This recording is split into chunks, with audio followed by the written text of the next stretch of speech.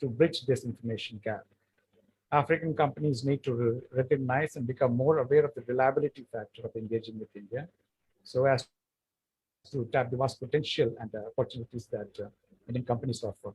This is where bilateral chambers have the capability to play a huge positive and proactive role.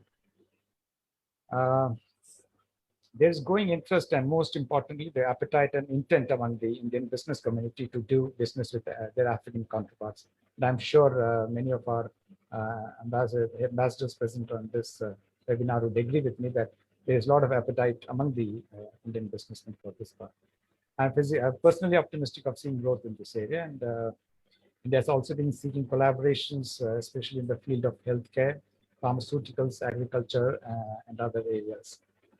For the entrepreneurs, main sectors of interest are textiles, engineering goods, pharmaceuticals, healthcare, IT and IT-enabled services, polished diamonds and precious stones, especially in Western Africa.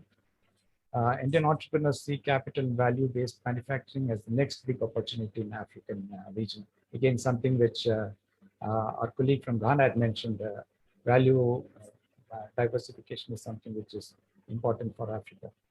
Through the Indian Technical and Economic Cooperation programs, we provide training to the government officials and other professionals from African countries on a regular basis.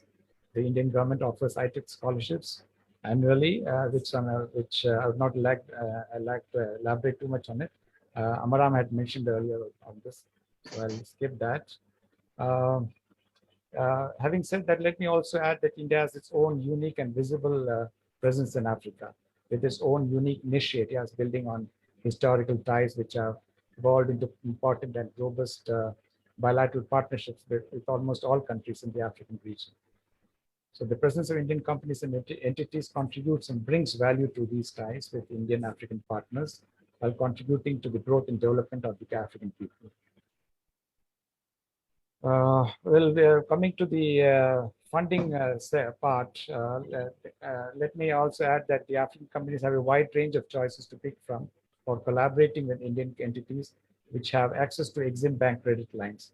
So Ambassador Prashant Agrawal had earlier mentioned about bankers credit and all those options. So I think there's a big potential area for both sides to work on.